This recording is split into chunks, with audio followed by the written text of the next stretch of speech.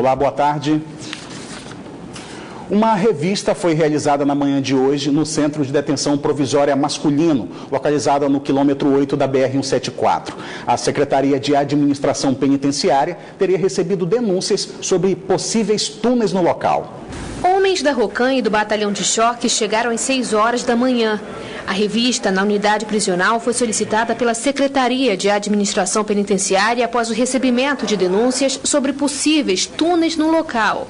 O objetivo principal é identificar possíveis túneis que os internos cavaram e também alguns focos de rebelião que possa ter aqui no interior do presídio. Então, por esse motivo, a Polícia Militar se faz presente para dar esse apoio à SEAP. Os detentos foram tirados das celas e levados para o pátio durante a revista. O procedimento padrão da Polícia Militar, né, o CPE, com todas as unidades especializadas, nós temos como missão principal fazer o perímetro interno do presídio, fazer a segurança do perímetro interno, e retirar os presos das celas e fazer uma contenção para poder que a SEAP faça o seu procedimento de revista nas celas. Uma barreira foi montada aqui no início do ramal que dá acesso ao Centro de Detenção Provisória Masculino. Homens da Força Nacional controlam a entrada de veículos e de pessoas. A imprensa não foi autorizada a se aproximar da unidade prisional e lá dentro trabalham cerca de 130 policiais. A unidade tem capacidade para abrigar 568 presos, mas atualmente abriga mais de 1.000. O Centro de Detenção Provisória fica ao lado do complexo penitenciário Anísio Jobim, onde no início do ano ocorreram fugas e mortes violentas. Há uma semana, materiais de fuga foram encontrados durante revista na unidade prisional do Puraquequara.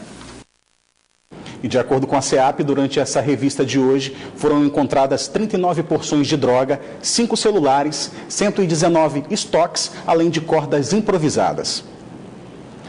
Na madrugada desta sexta-feira, 2 mulheres foram presas por tráfico de drogas no Aeroporto Internacional Eduardo Gomes, em Manaus. Elas pretendiam embarcar rumo a Fortaleza, no Ceará, com cerca de 20 quilos de entorpecentes. Depois de uma denúncia anônima, policiais militares encontraram as drogas dentro das malas de viagens das 2 mulheres. Elas receberam voz de prisão durante o check-in e foram encaminhadas à Polícia Federal para prestar esclarecimentos. E uma audiência pública realizada na Assembleia Legislativa nesta sexta-feira discutiu os novos critérios para a concessão do seguro-defeso aos pescadores. O seguro-defeso atende hoje 94 mil pescadores do Amazonas. O benefício representa recursos financeiros para os municípios do interior do estado na ordem de 250 milhões de reais, segundo a Federação dos Sindicatos dos Pescadores e Pescadoras do Amazonas. Esta manhã, uma audiência pública foi realizada na Assembleia Legislativa para discutir as novas regras que estão sendo implementadas pelo governo federal sobre a concessão do benefício em todo o país. Estão previstos novos critérios para a inscrição no Registro Geral da Atividade Pesqueira e a concessão do seguro-defeso ao pescador profissional. Pelas novas regras, fica estabelecido que pescadores com outra fonte de renda não terão direito ao seguro. É determinada ainda a suspensão do benefício, onde há alternativas de pesca nos municípios alcançados pelo período de defeso. Para este deputado estadual, o decreto presidencial exclui milhares de pescadores da região. É uma exclusão social, uma política muito diferente daquilo que a Constituição realmente prega para o nosso Estado. Estamos pagando um preço simplesmente pela corrupção que o país está passando, e inclui nisso os pescadores, onde você tem uma cadeia muito forte que envolve a região norte como um todo, a bacia amazônica, e que isso vai ferir realmente o direito daqueles que estão adquiridos durante muitos anos. Faz um decreto, esse decreto abrange todo o Brasil, e a geografia, o trabalho que nós fazemos aqui na pesca no estado do Amazonas é totalmente uma outra realidade. O novo registro de pescador deve sair em meados de maio. A principal alteração é no sentido de só vai ter acesso ao registro e à manutenção da carteira de pescador no Ministério da Agricultura aqueles pescadores verdadeiramente que vivem da atividade. Essa é a principal mudança, que o sistema ele vai ser aperfeiçoado no sentido de fazer essa filtragem e garantir que só vai ter direito à licença de pescador o verdadeiro pescador. E nesse sentido a gente quer garantir que nenhum profissional que se enquadra nessa situação ele terá seu direito usurpado ou corrompido. O pagamento do seguro-defeso é de 4 parcelas no valor de um salário mínimo. Quem já recebe o benefício precisa esclarecer as dúvidas na sua colônia de pesca. O Tribunal Regional do Trabalho da 11ª Região finalizou hoje a semana de conciliação de precatórios. 5 municípios do estado tiveram recursos bloqueados por falta de negociação. O balanço da semana de conciliação do Tribunal Regional do Trabalho com o objetivo de viabilizar o pagamento de precatórios, que são dívidas do poder público com servidores resultantes de ações trabalhistas, aponta que todas as audiências realizadas no período de 13 a 17 de fevereiro contabilizaram R$ 4.200.000 em ações com pagamentos garantidos de 85 processos. Porém, 5 municípios do interior do estado faltaram às audiências e R$ 371 mil foram bloqueados das contas desses municípios inadimplentes, que são Anuri, Amaturá, Iranduba, Presidente Figueiredo e Pauini. A presidente do TRT11 disse que o bloqueio é uma das medidas drásticas para os inadimplentes. Nós chamamos os entes públicos justamente para se verificar as condições, forma de pagamento, porque se eles não vêm, o bloqueio é certo. Ele é uma consequência, é um efeito. E isso ocorreu. A desembargadora ressaltou que o objetivo maior do tribunal é conciliar. A conciliação é sempre o melhor caminho. Eu sempre costumo dizer, a Justiça do Trabalho é, na sua essência, conciliadora.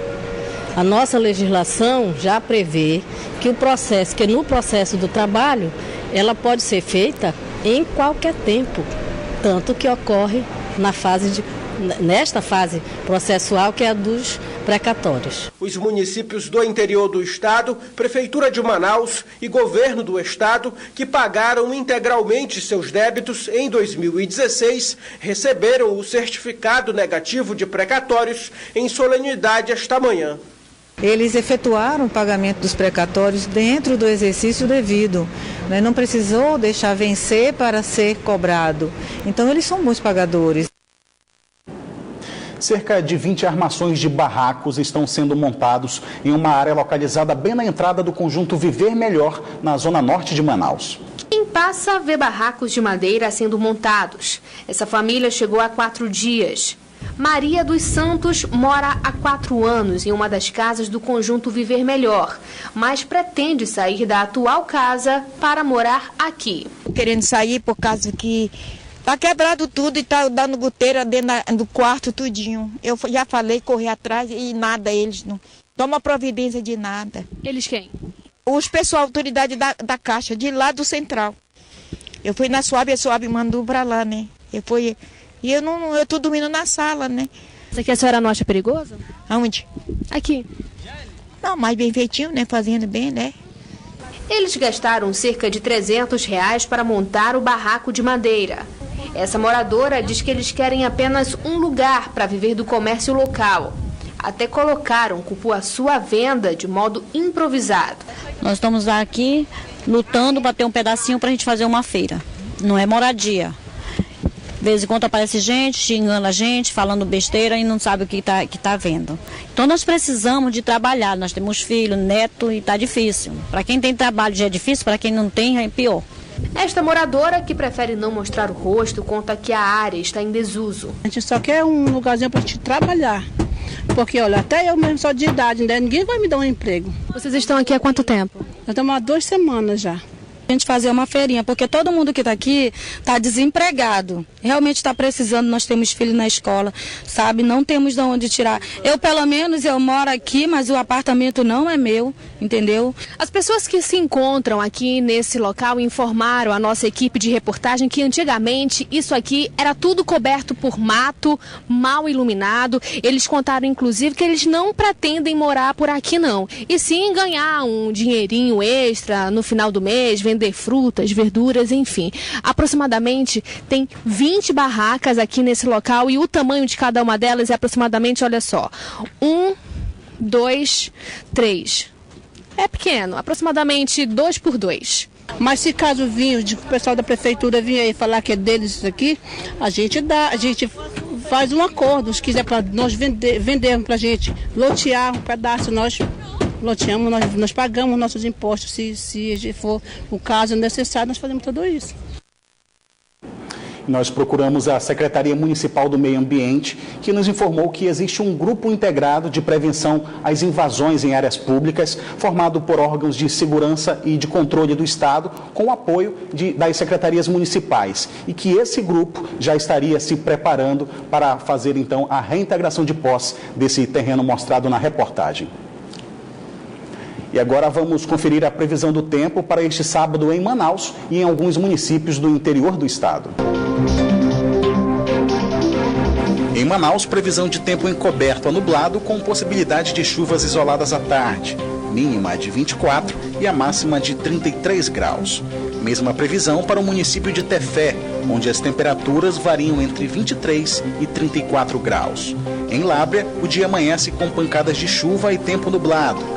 Temperatura mínima de 22 e a máxima de 34 graus.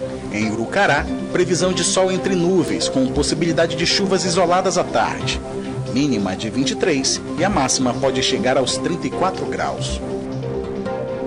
Cerca de 220 indígenas venezuelanos chegaram a Manaus nas últimas semanas por conta da crise econômica no país. Sem alimentos e sem remédios, eles buscam refúgio e dinheiro para voltar à Venezuela.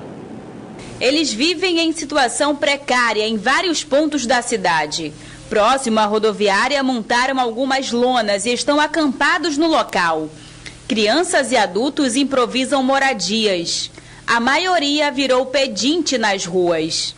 Já chega a 220 o número de indígenas venezuelanos que cruzaram a fronteira do Brasil para chegar até Manaus. A crise econômica no país fez com que eles chegassem até aqui. Os refugiados pedem alimentos e remédios para retornar ao país de origem.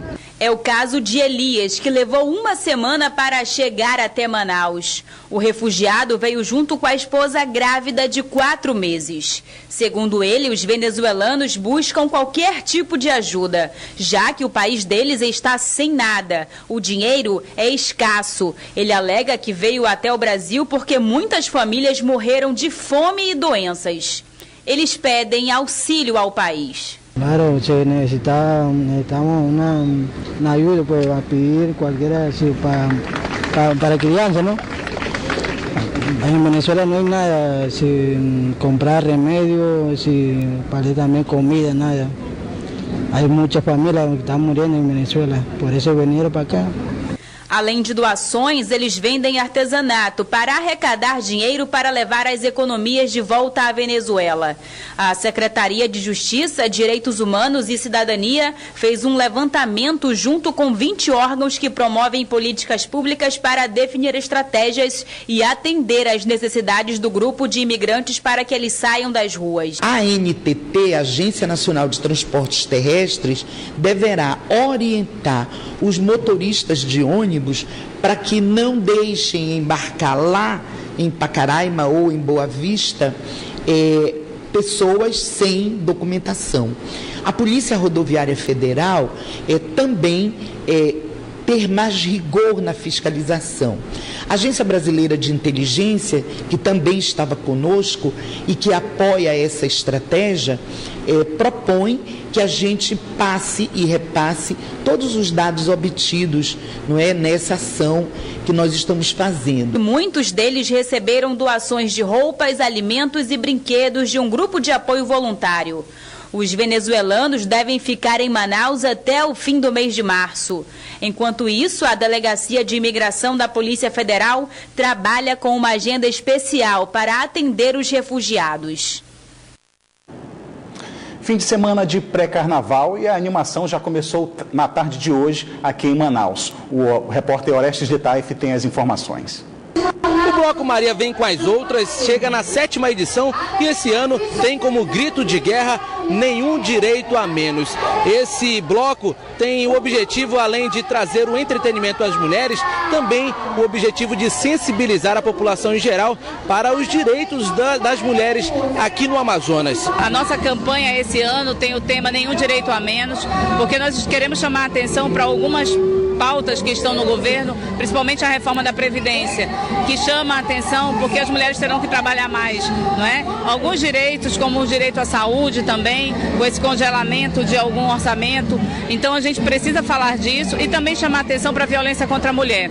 O objetivo é que no carnaval as mulheres não sejam assediadas e, se sofrerem assédio, denunciem. O Bloco Maria Vem com as Outras inicia uma programação recheada neste fim de semana no Carnaval de Rua de Manaus. Amanhã, no sábado, tem muita folia e descontração na tradicional Banda da Bica, que enaltece o carnaval ao som das marchinhas. A Banda da Bica acontece na parte externa do Largo de São Sebastião, no centro de Manaus. Também no sábado tem a Banda do Jaraqui, que evidencia a cultura regional.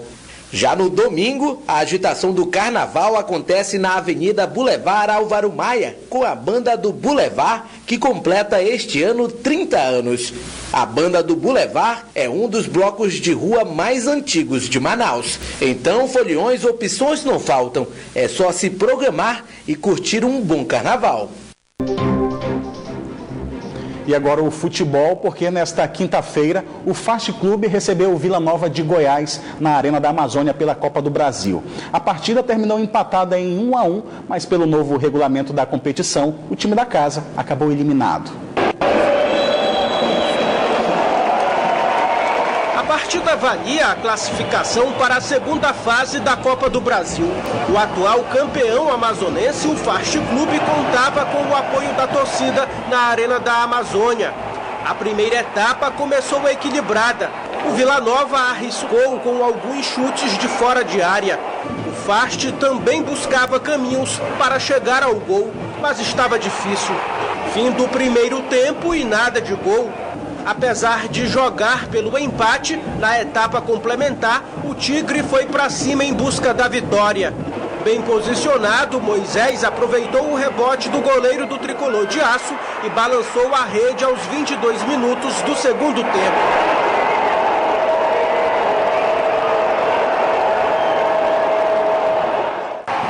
Em seguida, o volante do time goiano, PH, foi expulso e o Fast aproveitou para recuperar o placar.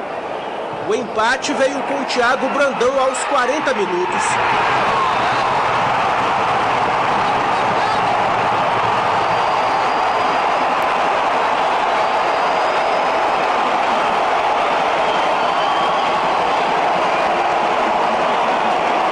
O Fast ainda tentou ampliar o placar até o último minuto de jogo, mas o marcador ficou em 1-1, favorecendo o Vila, graças ao novo regulamento da Copa do Brasil, onde o melhor ranqueado visita o pior e tem o empate a favor. O atacante do Fast, que deve se concentrar para o amazonense, Júnior Neymar, comentou o resultado. Talvez a gente tenha corrido da forma errada, mas todo mundo se doou, não faltou entrega de ninguém. E aqui a gente acha que com certeza todos aqui saem com a cabeça erguida de que a gente fez o melhor de nós. Com a vaga garantida na Copa do Brasil, o Vila Nova de Goiás enfrentará o Vasco no dia 1º de março, no estádio Serra Dourada. Soube enfrentar, sofremos um pouco, que é normal nessa competição, até depois da expulsão do nosso jogador. Incendiou a equipe do Fast, mas acho que no total, na somatória do jogo, dos 90 minutos, eu acho que o Vila mereceu passar. E neste sábado tem Nacional e Galvez do Acre, lá em Manacapuru. O jogo é válido pela Copa Verde. A repórter Mayara Rocha tem mais informações.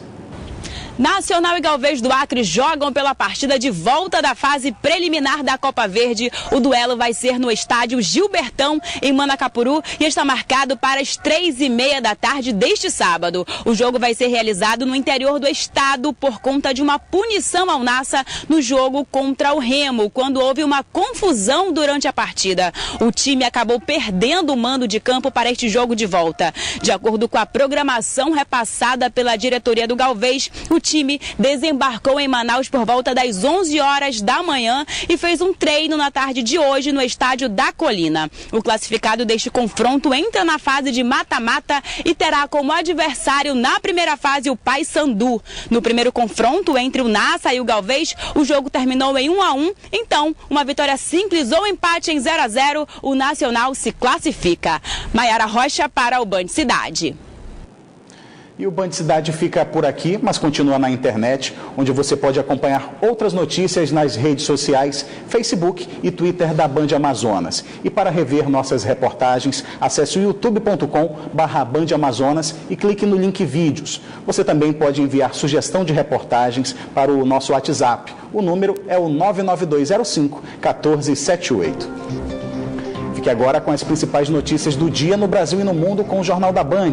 Uma boa noite para você, um bom fim de semana e por conta do fim do horário de verão neste domingo, na semana que vem, o Band Cidade volta a ser exibido às 10 para as 7 da noite. Até lá!